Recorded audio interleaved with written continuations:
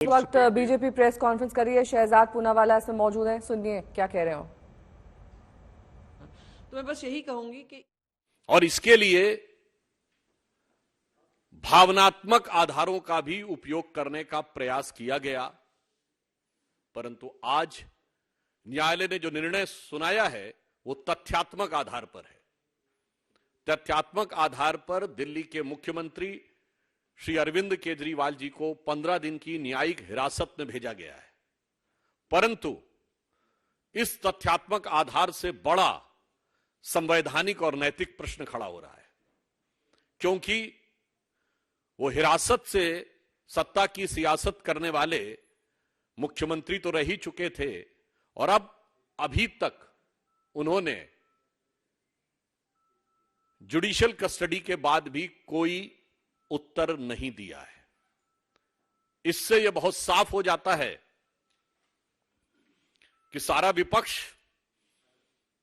जिस आरोपी को बचाने के लिए प्रयास कर रहा था, न्यायालय की दृष्टि में वो गंभीर आरोप हैं, और जो लोग केवल बयानबाजी करने का प्रयास करते हैं, यह विषय सिर्फ एक कानून या नियम का नहीं है। निश्चित रूप से न्यायालय के समक्ष कुछ ऐसे तथ्य रहे होंगे जो ना आपके संज्ञान में है ना हमारे संज्ञान में है, जिनके आधार के ऊपर यह निर्णय लिया गया। अतः हमारे विपक्षी दल जो निरर्थक और अनर्गल बयानबाजी करते हैं, उन्हें इन गंभीर तथ्यों पर विचार करना चाहिए, और न्यायालय ने अपना इस विषय पर अभिमत दे दिया है।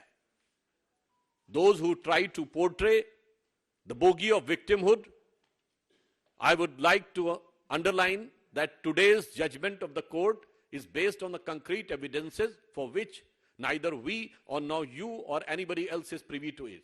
So it is the jurisprudence of the court which has decided to extend this judicial custody for 15 days. Now it raises certain moral and constitutional question.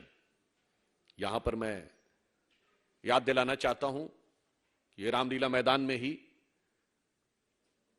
Shadiya जी, जिसके संस्थापक सदस्यों में रही, अन्ना जी उनके गुरु हुआ करते थे, और हिंदी में एक कहावत होती है, गुरु गुड़े रहे चेला शक्कर हुई गए। तो गुरु ने तो कहा था हम राजनीति में नहीं आएंगे, चेला राजनीति में आके मुख्यमंत्री भी हुए लिए। परंतु कल उन्होंने एक दूसरी रैली की जिसमें उनके गुरु बदल गए, गुरु लालू प्रसाद यादव जी हो गए, और मुझे प्रतीत होता है शायद उनके भी गुड़ के मुकाबले ये शक्कर होने की तरफ ना आगे बढ़ जाएं, क्योंकि लालू प्रसाद यादव जी ने तो कम से कम इस्तीफा दे दिया था जब वो जेल जाने लगे थे। अभी तक इन्होंने इस्तीफा नहीं दिया है। तो निश्चित रूप से यह दिखाई पड़ रहा है कि अपने गुरु की सारी शिक्षाओं को गुड़ गोबर करने का काम केजरीवाल जी ने आम आदमी पार्टी के अपने पूरे चाल चिंतन चेहरा चरित्र में दिखा दिया है। चरित्र लोगों को समझ में आ ही गया था, चाल पहले ही गड़बड़ नजर आ रही थी, अब चेहरा भी बिल्कुल साफ हो गया है।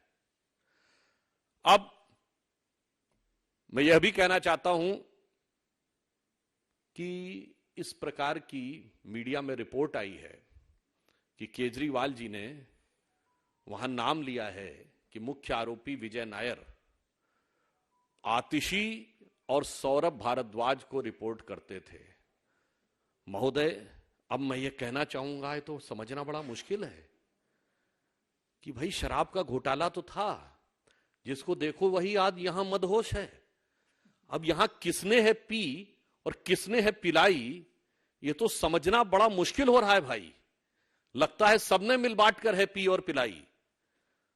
यह दर्शाता है, या जिसे हमने हिंदी में एक कहावत है ना, एक हु तो समझाइए आके, कूप ही में ही भांग पड़ी है। अर्थात एक व्यक्ति हो जो गलत रास्ते पे जा रहा हो, उसे आप सही रास्ते पे लाने का प्रयास कर सकते हो, नशे में हो, पर ऐसा लगता है कि कुएं में ही भांग पड़ी है, तो जिसने पिया वही नशे में है। यह गंभीर प्रश्न उठा रहा है। और अब इसके साथ यह भी बात बहुत साफ होती जा रही है कि केजरीवाल जी निरंतर ईडी के सामने आने से क्यों बच रहे थे। शायद उनको लग रहा हो, और उनके आम आदमी पार्टी के बाकी सदस्य जो बहुत ही उत्साह और उच्छृंखलता के साथ उनका बचाव करते नजर आ रहे थे, शायद वो इस संभावित खतरे से डर रहे थे कि मानो वो कह रहे हो कि केजरीवाल जी कह रहे हो, बैठा हूं दिल में इतने राज छुपाए, जरा सा होंठ हिले तो जाने कितनों का दिल डगमगाए। तो इसलिए हम यह बात स्पष्ट करना चाहते हैं कि शराब घोटाले को लेकर दिल्ली सरकार की स्थिति भ्रष्टाचार के आरोप में उत्तरोत्तर स्पष्ट होती चली जा रही है। न्यायालय के द्वारा यह निर्णय होने के बाद अब यह देखने का विषय होगा कि केजरीवाल जी इस्तीफा लेते हैं या अपने किसी दूसरे गुरु के नक्शे कदम पे चलते हुए देखना होगा कि वो नई राजनीति के स्वयंभू किरदार कोई नई राजनीति की तरफ बढ़ते हैं या पुरानी राजनीति को, जिसे कहते हैं ना old wine in a new bottle, तो पुरानी राजनीति को एक नए किरदार में प्रस्तुत करते हैं। धन्यवाद। अब शादिया जी आपको संबोधित करेंगे।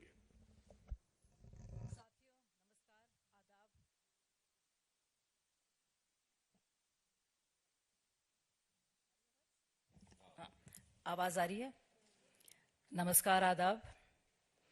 जैसे कि शेर है, इतनी खुदगर्जी बेसबब नहीं केजरीवाल, कुछ तो है जिसकी पर्दादारी है। तो क्या पर्दादारी है भाई साहब, बताइए तो। क्यों बार बार कोर्ट्स भी और ईडी भी कह रहे हैं कि कुछ छुपाया जा रहा है और सहयोग नहीं मिल पा रहा है केजरीवाल जी से। साथियों, 16 अगस्त का दिन 2011, आप सब लोग, आप में से कई लोग वहां मौजूद थे और केजरीवाल जी 13 दिन 320 घंटे उन्होंने बाकायदा अनशन किया। उनकी जान पर आ गई इस दिन के लिए, सोचने वाली बात है। हम लोग सब इकट्ठा होते थे, केजरीवाल जी लहराते थे वो फर्रे सबूतों के और कहते थे निकलो बाहर मकानों से, जंग लड़ो बेईमानों से। पहले लड़े थे गोरों से, अब लड़ेंगे चोरों से। और वही चोर आपने देखे जिनको कहते थे वो चोर, जिनके खिलाफ सबूत लेकर वो पर्चे लहराते थे, चार्जशीट लेके घूमते थे, वो सारे के सारे चोर जिनको केजरीवाल जी चोर कहते थे और हम सब उनके साथ थे, वही सारे चोर उनके बचाव में कल उतरे। बहुत ही अफसोस हुआ देखकर।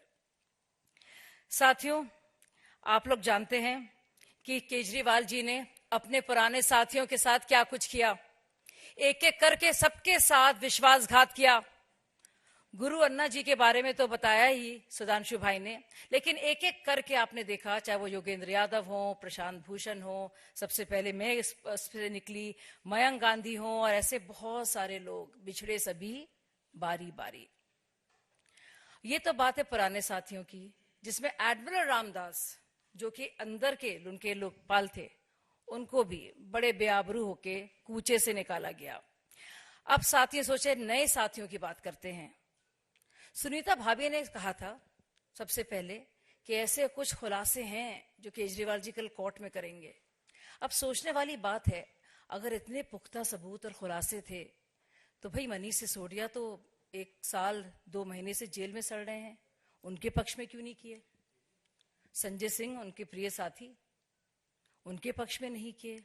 और अब एक और बात जो पता चल रही है, सूत्रों के हवाले से नहीं, बाकायदा रिमांड कॉपी में भी इसका जिक्र है कि अब उनका बयान ये है कि आतिशी मरलीना जी, जो कभी मरलीना होती हैं कभी आतिशी सिंह होती हैं, और सौरभ भारद्वाज जी बाकायदा वो रिपोर्ट करते थे विजय नायर को। विजय नायर कौन? वही मीडिया सलाहकार। कौन मीडिया सलाहकार? जिसने बाकायदा समीर महेंद्रू से फोन करवाया था केजरीवाल जी को, जिसके बारे में केजरीवाल जी ने क्या कहा था? हाँ, ये मेरा ही लड़का है। सोचने वाली बात है साथियों। पुराने साथियों के साथ जो किया वो किया, अब नए साथियों का क्या हर्ष हो रहा है और क्या हशर होने वाला है, आपको बहुत जल्दी पता चल जाएगा। धन्यवाद। बहुत बहुत धन्यवाद। देखिए, आज लूट, झूठ और शूट और स्कूट को एक बार फिर से करारा जवाब मिला है, और सवाल इस मंच से एक ही है कि दिल्ली वासी तो कह रहे हैं कि दिल्ली की क्या हालत हो गई, भगवान कितना बदल गया है इंसान। इसी रामलीला में मैदान में हमने प्रत्यक्ष देखा है कि किस प्रकार से सियासी धर्मांतरण इतने छोटे अवधि में किसी का अगर हुआ है तो स्वराज से शराब तक, अन्ना से लालू तक, झाड़ू से दारू तक और इस्तीफा मांगने वालों से इस्तीफा नहीं दूंगा तक,